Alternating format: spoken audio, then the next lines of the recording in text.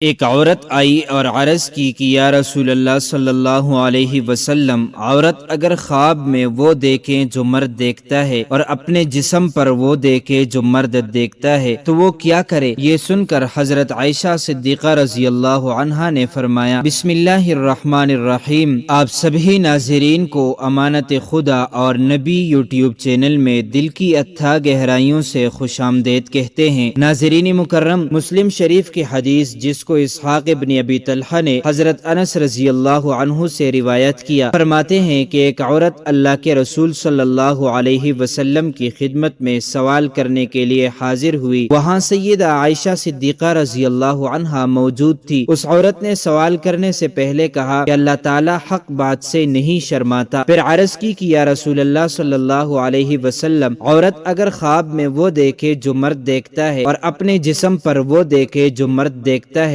تو وہ کیا کرے؟ یہ سن کر سیدہ عائشہ صدیقہ رضی اللہ عنہا نے فرمایا کہ اے ام سلیم، تم نے عورتوں کو رسوا کر دیا، تیرے ہاتھ خاک آلود ہوں۔ حضرت عائشہ رضی اللہ عنہا کا یہ کہنا کہ تیرا دایاں ہاتھ خاک آلود ہو بری بات نہیں تھی، بلکہ عرب میں اچھی بات تھی۔ مطلب یہ تھا کہ ایسا سوال کرنا تو بڑے عیب کی بات ہے۔ رسول اللہ صلی اللہ علیہ وسلم نے عائشہ رضی اللہ عنہا سے فرمایا، بلکہ تیرے ہاتھ خاک آلود ہو۔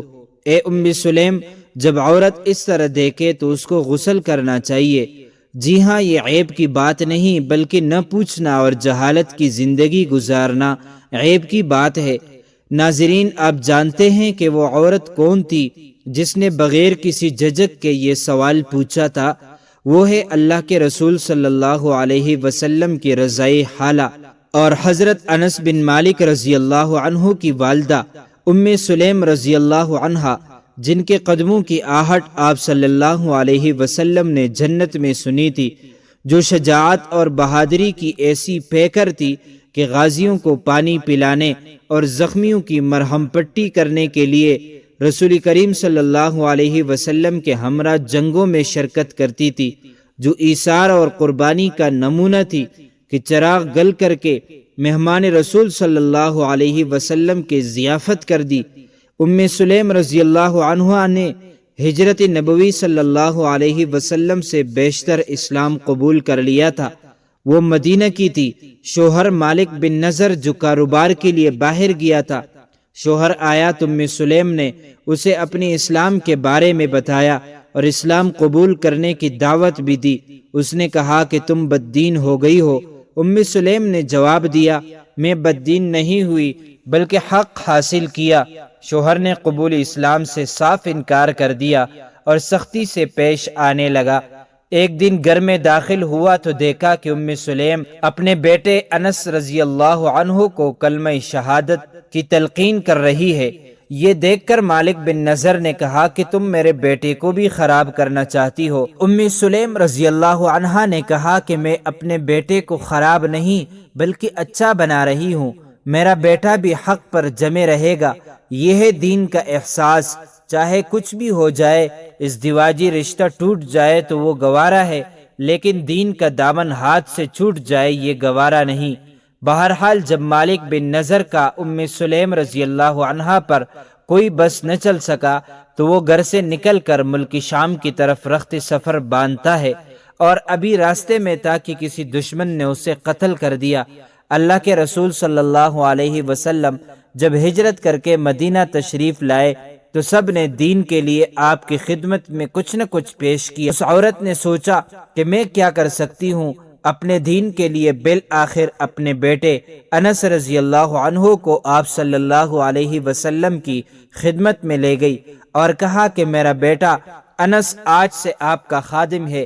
اس طرح انہوں نے آپ صلی اللہ علیہ وسلم کی خدمت کے لیے حضرت انس رضی اللہ عنہ کو وقف کر دیا تاکہ ان کو نیک صحبت ملے۔ آپ صلی اللہ علیہ وسلم کی اخلاق حمیدہ کا اس میں عکس نظر آئے۔ چنانچہ انس رضی اللہ عنہ خود کہتے ہیں کہ میں نے آپ صلی اللہ علیہ وسلم کی 10 سال تک خدمت کی۔ اس عرصے میں آپ صلی اللہ علیہ وسلم نے کبھی ہی نہیں کہا کہ اے تم نے ایسا کیوں کیا اور ایسا کیوں نہ کیا۔ ام سلیم رضی اللہ عنہا بھی بیوہ تھی۔ مدینہ کی ایک آدمی ابو طلحہ رضی اللہ عنہ جنہوں نے ابھی تک اسلام قبول نہ کیا تھا، ایک دن ام سلیم رضی اللہ عنہا کے پاس آئے اور انہیں شادی کا پیغام دیا۔ ام سلیم رضی اللہ عنہا نے بڑی ہوشیاری سے ابو طلحہ کو جواب دیا، ابو طلحہ، آپ جیسے آدمی کو انکار نہیں کیا جا سکتا، لیکن بات یہ ہے کہ آپ کافر ہیں اور میں مسلمان ہوں، اس لیے میں آپ سے شادی نہیں کر سکتی۔ ابو طلحہ نے کہا، میں تجھے مہر بھی دوں گا۔ ابو طلحہ نے کہا، سونا بھی دوں گا اور چاندی بھی دوں گا۔ ام سلیم رضی اللہ عنہا نے کہا، مجھے نہ سونے کی تمنا ہے نہ چاندی کی خواہش ہے، ہاں اگر آپ اسلام قبول کر لیتے ہیں تو میرا یہی مہر ہوگا، اس کے علاوہ مجھے کچھ مطلوب نہیں۔ مطلب یہ کہ انکار شادی کرنے سے نہیں، بلکہ انکار اس بات سے ہے کہ میں مسلمان اور آپ مسلمان نہیں۔ اگر آپ اسلام قبول کر لیں تو مجھے آپ سے شادی کرنے میں کوئی اعتراض نہیں ہوگا۔ اور فرمایا کہ اے ابو طلحہ، آپ اسی بت کی عبادت کرتے ہیں جسے فلاں قبیلے کا حبشی غلام بناتا ہے، اس میں آگ لگا دی جائے تو جل کر خاکستر ہو جائے، اس میں کوئی نفع نقصان پہنچانے کی طاقت نہیں، پھر بھی آپ اس کی عبادت کرتے ہیں۔ ابو طلحہ رضی اللہ عنہ نے اس مسئلے پر سنجیدگی سے سوچا اور غور کیا۔ بالآخر ایک دن اللہ کے رسول صلی اللہ علیہ وسلم کے پاس گئے اور اسلام قبول کر لیا۔ اس طرح ام سلیم رضی اللہ عنہا سے ابو طلحہ رضی اللہ عنہ کی شادی ہو گئی۔ یہ اسلام کی پہلی شادی تھی جس میں مہر اسلام قبول کرنا طے کیا گیا۔ ام سلیم رضی اللہ عنہا حضرت ابو طلحہ رضی اللہ عنہ کے ہمراہ پرسکون ازدواجی زندگی گزار رہی تھی۔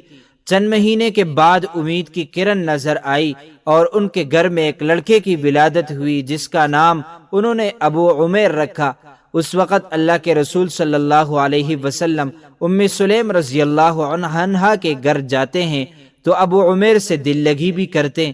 اتفاق سے وہ بیمار ہو گئے۔ ماں باپ نے دیکھ بھال میں کوئی کمی نہیں کی، لیکن بیماری بڑھتی گئی۔ ایک دن جبکہ ابو طلحہ رضی اللہ عنہ رسول کریم صلی اللہ علیہ وسلم کے پاس تھے کہ ابو عمیر کی طبیعت بے حد خراب ہوئی، یہاں تک کہ جان پر قابو نہ پا سکے اور ان کی وفات ہو گئی۔ ام سلیم رضی اللہ عنہا نے گھر کے سارے افرادوں کو رونے سے منع کر دیا اور پڑوس میں کہہ دیا کہ دیکھو، کوئی ابو طلحہ کو اس کی موت کی خبر نہ دے، میں خود انہیں بتاؤں گی۔ اور ادھر بچے کو ڈانپ کر گھر کے کونے میں رکھ دیا۔ پھر انہوں نے ابو طلحہ رضی اللہ عنہ کے لیے کھانا تیار کیا۔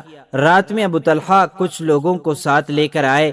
ابو طلحہ رضی اللہ عنہ نے گھر میں داخل ہوتے ہی بچے کا حال دریافت کیا تو ام سلیم رضی اللہ عنہا نے کہا، وہ پہلے سے زیادہ سکون میں ہے۔ شوہر نے سمجھا کہ بچہ شاید ٹھیک ہو گیا ہے اور سو رہا ہے، حالانکہ ام سلیم نے کنایہ استعمال کیا۔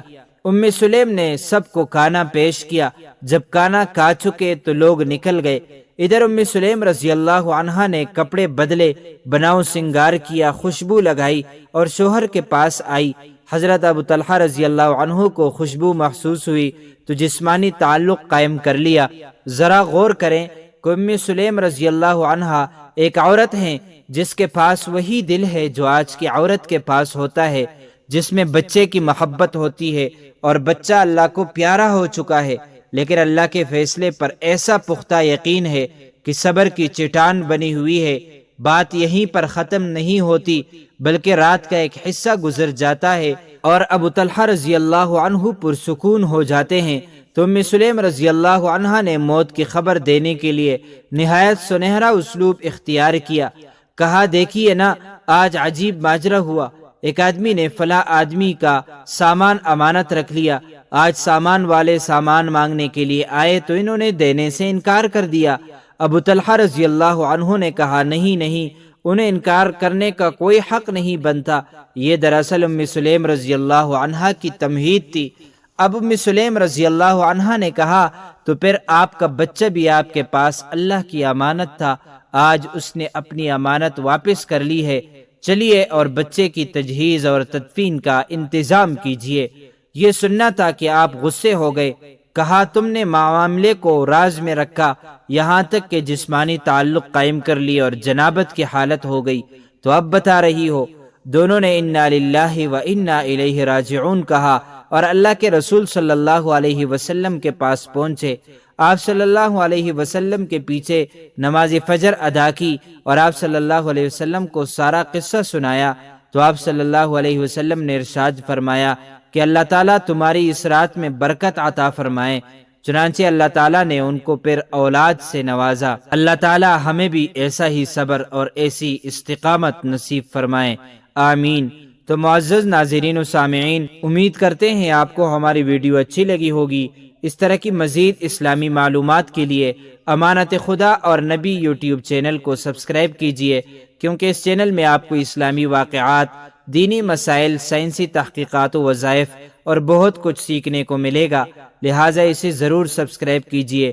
اگر زندگی کے لمحات مزید باقی رہے تو آپ کے لیے ایک اور بہترین ویڈیو بطور تحفہ اللہ تعالیٰ کی رضا کے خاطر پیش کروں گا۔ تب تک کے لیے مجھے دیجیے اجازت۔ اللہ تعالیٰ تمہارا حامی اور ناصر ہو۔